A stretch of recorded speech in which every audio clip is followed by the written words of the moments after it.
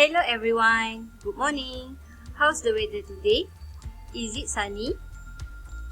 Okay, now let's do the exercise. Listen to teacher and tick right to the correct answer. Okay, first, picture of people. Tick right to the people. Okay, let's try to do the next exercise.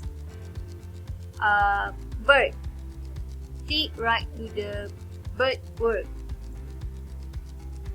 Okay, well done kids. You do a great job. Please finish the exercise at home with your mommy and daddy. Okay, see you soon. Bye.